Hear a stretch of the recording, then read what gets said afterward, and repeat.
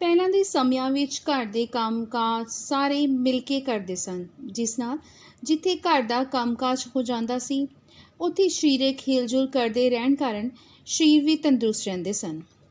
ਅੱਜ ਕੱਲ੍ਹ ਘਰਾਂ ਵਿੱਚ ਕੰਮ ਵਾਲੀਆਂ ਰੱਖਣ ਦਾ ਚਲਨ ਬਹੁਤ ਵੱਧ ਗਿਆ ਹੈ। ਘਰਾਂ ਦੀਆਂ ਸੁਆਣੀਆਂ ਨੂੰ ਇਹਨਾਂ ਦੀ ਆਦਤ ਪੈ ਚੁੱਕੀ ਹੈ।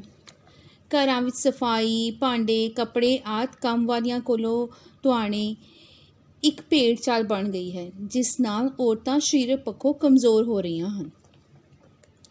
ਜਦ ਕਦੇ ਇਹ ਕੰਮ ਵਾਲੀਆਂ ਛੁੱਟੀ 'ਤੇ ਜਾਣ ਦੀ ਗੱਲ ਕਰਨ ਜਾਂ ਛੁੱਟੀ 'ਤੇ ਚਲੀਆਂ ਜਾਣ ਤਾਂ ਘਰ ਦੀਆਂ ਮਾਲਕਣਾਂ ਦਾ ਬਹੁਤ ਬੁਰਾ ਹਾਲ ਹੁੰਦਾ ਹੈ, ਕਿਉਂਕਿ ਉਹਨਾਂ ਦੀ ਘਰ ਦੀ ਸਫਾਈ, ਭਾਂਡੇ ਮਾਂਜਣ, ਕੱਪੜੇ ਧੋਣ ਦੀ ਆਦਤ ਛੁੱਟ ਚੁੱਕੀ ਹੁੰਦੀ ਹੈ।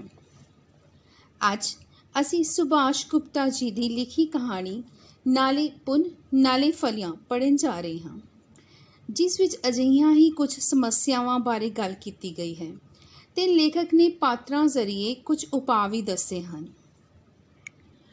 ਜਦੋਂ ਤੋਂ ਹੇਮਾ ਨੂੰ ਪਤਾ ਲੱਗਾ ਸੀ ਕਿ ਉਸ ਦੀ ਕੰਮ ਵਾਲੀ 2 ਮਹੀਨੇ ਦੀ ਛੁੱਟੀ ਜਾ ਰਹੀ ਹੈ, ਉਸ ਦੀ ਤਾਂ ਜਿਵੇਂ ਖਾਣੇ ਹੋਈ ਚਲੀ ਗਈ। ਖਾਣੇ ਹੋਈ ਚਲੀ ਜਾਣਾ ਮਤਲਬ ਘਬਰਾ ਜਾਣਾ। ਉਸਨੇ ਉਸਨੂੰ ਬਥੇਰੇ ਲਾਲਚ ਦਿੱਤੇ ਸਨ, ਜਿਵੇਂ ਤੇਰੀ ਤਨਖਾਹ ਵਧਾ ਦਿੰਦੀ ਹਾਂ, ਤੂੰ ਥੋੜ੍ਹਾ ਲੇਟ ਵੀ ਆਵੇਂ ਤੈਨੂੰ ਕੁਛ ਨਹੀਂ ਕਹਾਂਗੀ, ਤੈਨੂੰ ਆਈ ਨੂੰ ਚਾਹ ਬਣਾ ਕੇ ਦਿਆਵਾਂਗੀ, ਵਗੈਰਾ ਵਗੈਰਾ। ਪਰ ਉਸਦੀ ਕੰਮ ਵਾਲੀ ਕਿੱਥੋਂ ਮੰਨਣ ਵਾਲੀ ਸੀ।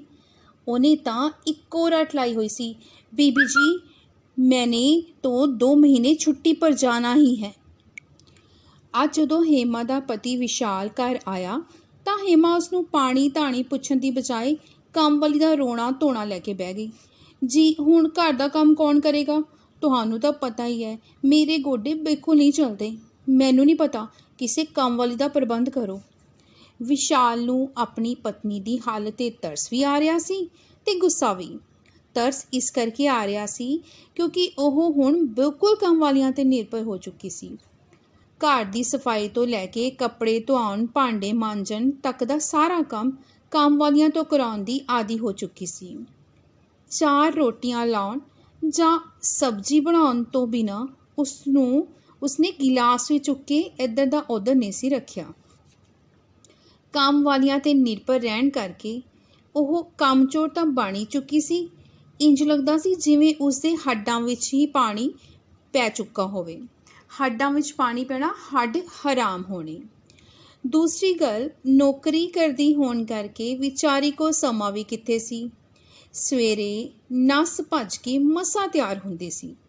ਬੱਚਿਆਂ ਨੂੰ ਤਾਂ ਉਹ ਖੁਦ ਹੀ ਤਿਆਰ ਕਰਕੇ ਸਕੂਲ ਭੇਜਦਾ ਸੀ। ਦਫ਼ਤਰੋਂ ਕੰਮ ਦਾ ਬੋਝ ਹੀ ਇੰਨਾ ਹੁੰਦਾ ਹੈ ਕਿ ਜਦੋਂ ਉਹ ਸ਼ਾਮ ਨੂੰ ਛੁੱਟੀ ਕਰਕੇ ਘਰ ਪੁੱਜਦੀ ਸੀ, ਇੰਝ ਲੱਗਦਾ ਸੀ ਜਿਵੇਂ ਉਸ ਵਿੱਚ ਸਾਹ ਪ੍ਰਾਣੀ ਨਾ ਹੋਣ। ਆਉਂਦੇ ਹੀ ਮੁੱਦੇ ਮੂੰਹ ਮੰਜੇ 'ਤੇ ਡਿੱਗ ਪੈਂਦੀ ਸੀ। ਇੱਥੋਂ ਤੱਕ ਕਿ ਚਾਹ ਬਣਾ ਕੇ ਪੀਣ ਦੀ ਵੀ ਉਸਦੀ ਹਿੰਮਤ ਨਹੀਂ ਸੀ ਹੁੰਦੀ। ਉਸਨੂੰ ਆਪਣੀ ਘਰਵਾਲੀ 'ਤੇ ਗੁੱਸਾ ਇਸ ਕਰਕੇ ਆਉਂਦਾ ਸੀ ਕਿ ਜਦੋਂ ਬਾਜ਼ਾਰ ਨੂੰ ਸ਼ਾਪਿੰਗ ਕਰਨ ਜਾਂ ਕਿਸੇ ਸਹੇਲੀ ਨਾਲ ਘੁੰਮਣ ਫਿਰਨ ਜਾਣਾ ਹੁੰਦਾ ਸੀ, ਉਸਦੇ ਗੋਡੇ ਵੀ ਫਰਨ ਚੱਲਣ ਲੱਗ ਪੈਂਦੇ ਸਨ। ਫਰਨ ਚੱਲਣਾ, ਤੇਜ਼ ਚੱਲਣਾ। ਜਦੋਂ ਘਰ 'ਚ ਬੈਠ ਕੇ ਵਿਹਲੇ ਗੱਪਾਂ ਮਾਰਨੀਆਂ ਹੁੰਦੀਆਂ ਸਨ ਜਾਂ ਕਿੱਟੀ ਪਾਰਟੀਆਂ ਕਰਨੀਆਂ ਹੁੰਦੀਆਂ ਸਨ ਤਾਂ ਉਸਨੂੰ ਕਦੀ ਕੁਝ ਨਹੀਂ ਸੀ ਹੋਇਆ। ਸਾਰੇ ਕੰਮ ਦੌੜ ਕੇ ਹੋ ਜਾਂਦੇ ਸਨ, ਭਾਵੇਂ ਉਹਨਾਂ ਕੰਮਾਂ ਵਿੱਚ ਕੰਮ ਵਾਲੀ ਵੀ ਹੱਥ ਵਟਾਉਂਦੀ ਸੀ। ਫਿਰ ਵੀ ਜ਼ਿਆਦਾ ਕੰਮ ਤਾਂ ਉਸਨੂੰ ਖੁਦ ਹੀ ਕਰਨਾ ਪੈਂਦਾ ਸੀ। ਤੁਸੀਂ ਮੇਰੀ ਗੱਲ ਦਾ ਜਵਾਬ ਨਹੀਂ ਦਿੱਤਾ, ਹੁਣ ਘਰ ਦਾ ਕੰਮ ਕੌਣ ਕਰੇਗਾ? ਹੇਮਾ ਦੀ ਆਵਾਜ਼ ਨੇ ਵਿਸ਼ਾਲ ਨੂੰ ਫਿਰ ਸੋਚਣ ਲਈ ਮਜਬੂਰ ਕਰ ਦਿੱਤਾ। ਹੁਣ ਮੈਂ ਕੀ ਕਰ ਸਕਦਾ? ਤੂੰ ਉਸਨੂੰ ਲਾਲਚ ਦੇ ਕੇ ਦੇਖ ਲੈਣਾ ਸੀ, ਸ਼ਾਇਦ ਮੰਨ ਜਾਵੇ, ਵਿਸ਼ਾਲ ਬੋਲਿਆ ਸੀ। ਬਥੇਰੇ ਲਾਲਚ ਦੇ ਕੇ ਦੇਖ ਲਏ, ਉਸਨੇ ਤਾਂ ਇੱਕੋ ਹੀ ਰੱਟ ਲਾਈ ਹੋਈ ਹੈ, ਮੈਨੇ ਤਾਂ ਜਾਣਾ ਹੀ ਹੈ, ਹੇਮਾ ਦੁਖੀ ਹੋਈ ਬੋਲੀ। ਹੇਮਾ ਮੈਨੂੰ ਪਤਾ ਲੱਗਾ ਹੈ ਆਪਣੀ ਕੰਮ ਵਾਲੀ ਇਕੱਲੀ ਨਹੀਂ ਜਾ ਰਹੀ, ਇਹਨਾਂ ਦਾ ਸਾਰਾ ਗਰੁੱਪ ਹੀ ਜਾ ਰਿਹਾ ਹੈ। ਇਹਨਾਂ ਤੋਂ ਬਿਨਾਂ ਬਾਕੀ ਘਰਾਂ ਨੇ ਕੀ ਸੋਚਿਆ ਹੈ? ਉਹਨਾਂ ਨੂੰ ਕੋਈ ਮਿਲੀ ਕਿ ਨਹੀਂ? ਬਹੁਤ ਸਾਰੇ ਘਰਾਂ ਨੇ ਤਾਂ ਪ੍ਰਬੰਧ ਕਰ ਲਿਆ ਹੈ, ਬਸ 1-2 ਹੀ ਰਹਿੰਦੇ ਹਨ। ਪਰ ਮੈਨੂੰ ਦੂਸਰਿਆਂ ਨਾਲ ਕੀ ਮਤਲਬ? ਮੈਨੂੰ ਤਾਂ ਆਪਣੇ ਨਾਲ ਮਤਲਬ ਹੈ। ਮੇਰੇ ਘਰ ਦਾ ਕੰਮ ਕਿਵੇਂ ਚੱਲੇਗਾ? ਹੇਮਾ ਨਿਹੋਰੇ ਜਿਹੇ ਨਾਲ ਬੋਲੀ। ਨਿਹੋਰੇ ਨਾਲ ਬੋਲਣਾ, ਉਲਾਮਾ ਦੇਣਾ। ਹੇਮਾ, ਜੇ 2 ਮਹੀਨੇ ਆਪਾਂ ਖੁਦ ਹੀ ਘਰ ਦਾ ਕੰਮ ਕਰਕੇ ਚਲਾ ਲਈਏ, ਨਾਲੇ ਪੁੰਨ ਨਾਲੇ ਫਲੀਆਂ। ਨਾਲੇ ਪੁੰਨ ਨਾਲੇ ਫਲੀਆਂ ਦਾ ਮਤਲਬ ਹੁੰਦਾ ਹੈ ਇੱਕੋ ਵੇਲੇ ਕਈ ਕੰਮ ਹੋਣੇ। ਘਰ ਦਾ ਕੰਮ ਵੀ ਹੋ ਜਾਵੇਗਾ, ਪੈਸੇ ਵੀ ਬਚ ਜਾਣਗੇ ਅਤੇ ਹੱਡ ਪੈਰ ਵੀ ਚੱਲਣੇ ਸ਼ੁਰੂ ਹੋ ਜਾਣਗੇ।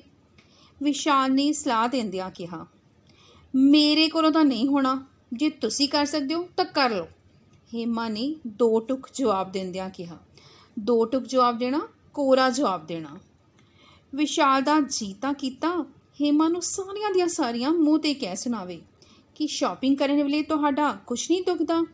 ਕਿੱਟੀ ਪਾਰਟੀਆਂ ਦੌੜ ਦੌੜ ਕੇ ਹੋ ਸਕਦੀਆਂ ਹਨ, ਪਰ ਦੂਜੇ ਹੀ ਪਲ ਉਹ ਇਹ ਸੋਚ ਕੇ ਚੁੱਪ ਕਰ ਗਿਆ ਕਿ ਘਰ ਵਿੱਚ ਕਲੇਸ਼ ਪਵੇਗਾ। ਕਹਿੰਦੇ ਹਨ ਕਿ ਜਦੋਂ ਔਰਤ ਆਪਣੀ ਆਈ 'ਤੇ ਆ ਜਾਵੇ ਉਸ ਨੂੰ ਸਮਝਾਉਣਾ ਬੜਾ ਔਖਾ ਹੋ ਜਾਂਦਾ ਹੈ। ਅੱਛਾ ਇੰਝ ਕਰ, ਦਫ਼ਤਰੋਂ 2 ਮਹੀਨੇ ਦੀਆਂ ਛੁੱਟੀਆਂ ਲੈ ਲੈ। ਕਿਉਂ ਲੈ ਲਵਾਂ ਛੁੱਟੀਆਂ? ਮੇਰਾ ਕੰਮ ਤੁਹਾਡਾ ਕਰੇਗਾ?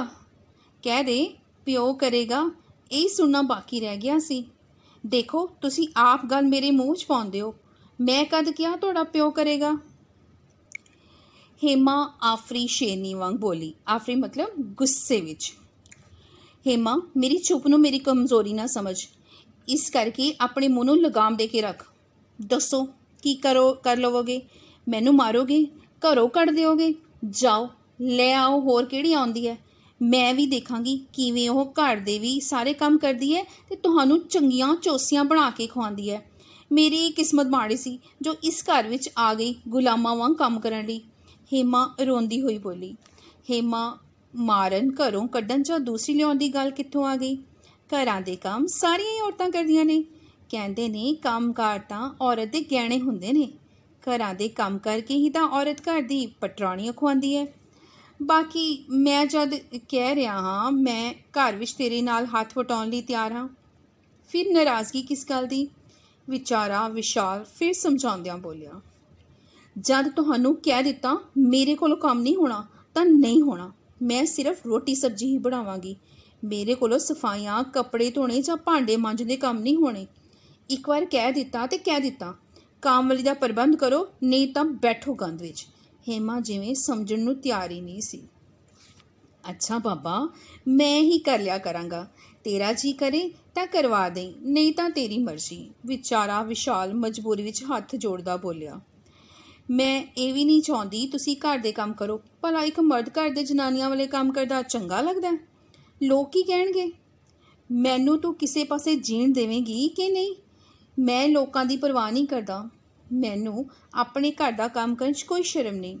ਇਹ ਤੁਹਾਨੂੰ ਜਨਾਨੀਆਂ ਨੂੰ ਵੀ ਫਰਕ ਪੈਂਦਾ ਹੈ ਕਿ ਲੋਕ ਕੀ ਕਹਿਣਗੇ। ਵਿਸ਼ਾਲ ਲੋਕਾਂ ਦੀ ਚਿੰਤਾ ਨਾ ਕਰਦਿਆਂ ਬੋਲਿਆ। ਹਾਲੇ ਉਹ ਆਪਸ ਵਿੱਚ ਬਹਿਸ ਹੀ ਰਹੇ ਸਨ ਕਿ ਉਹਨਾਂ ਦੀ ਗੁਆਂਢਣ ਇੱਕ ਕੰਮ ਵਾਲੀ ਨੂੰ ਨਾਲ ਲੈ ਕੇ ਅੰਦਰ ਦਾਖਲ ਹੋਈ।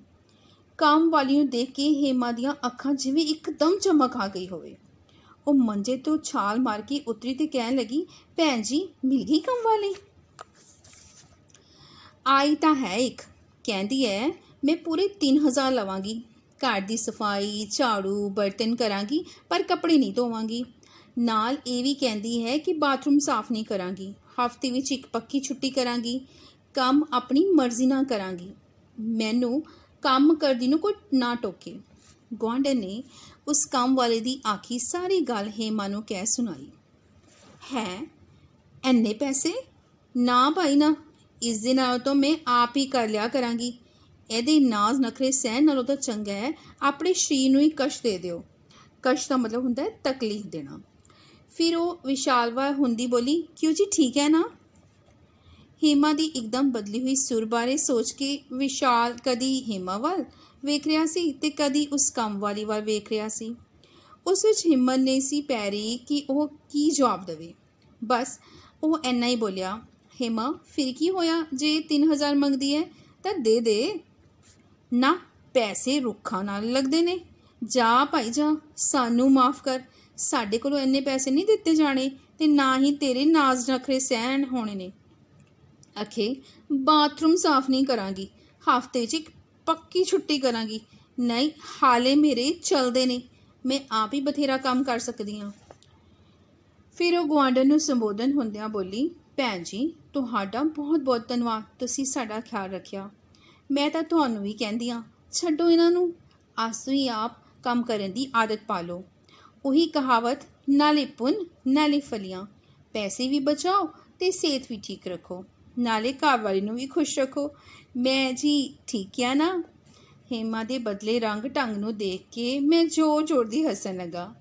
ਮੈਂ ਸੋਚ ਰਿਹਾ ਸਾਂ ਕਿ ਇਹਨਾਂ ਔਰਤਾਂ ਦੇ ਤ੍ਰਿਆ ਚਰਿੱਤਰ ਨੂੰ ਸਮਝਣਾ ਬਹੁਤ ਔਖਾ ਹੈ। ਤ੍ਰਿਆ ਚਰਿੱਤਰ ਮਤਲਬ ਨਖਰੇ।